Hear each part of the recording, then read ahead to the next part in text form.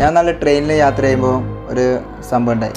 അതായത് ട്രെയിനിലൊരു കള്ളു കുടിച്ചൊരു വ്യക്തി സീറ്റിൽ ഇങ്ങനെ കിടക്കുന്നു.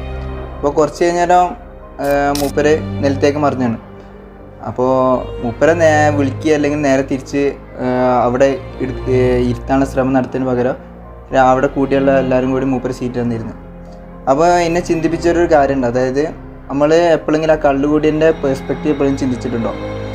ഞാൻ കള്ളുകൂടി നല്ലതാണോ തെറ്റാണോ എന്നല്ല പറയുന്നത്, പക്ഷെ അതൊരു വ്യക്തിയല്ലേ. നമുക്ക് ആ കള്ളുകൂടിനെ കമൻ്റ് അടിക്കാനോ ആക്ഷേപിക്കാനോ എന്താ അധികാരമാണുള്ളത്? അത് ശരിയാണ്. കാരണം ഇതിൽ 2 കൂട്ടർ ചെയ്ത് തെറ്റ് നമ്മൾ എടുത്തു നോക്കുമ്പോൾ ആദ്യത്തെ ആൾ ചെയ്തത് കള്ള് കുടിച്ചു എന്നുള്ളത് മാത്രമാണ്. അപ്പോൾ 100 ആളെ കൊന്ന കൊലയാളിക്ക് പുറത്തു കൊടുത്ത റബ്ബിന് ഇത് പുറത്തു കൊടുക്കാൻ വലിയ പാടൊന്നുമില്ല. എന്നാൽ ഇദ്ദേഹത്തെ ആക്ഷേപിച്ച ആളുകൾ ഇവർ ചെയ്ത തെറ്റിന് ആദ്യം ഈ കള്ള് കുടിച്ച ആളോട് ക്ഷമാപണം നടത്തിയിട്ട് വേണം പഠിത്തനോട് തൗബ ചെയ്യാൻ.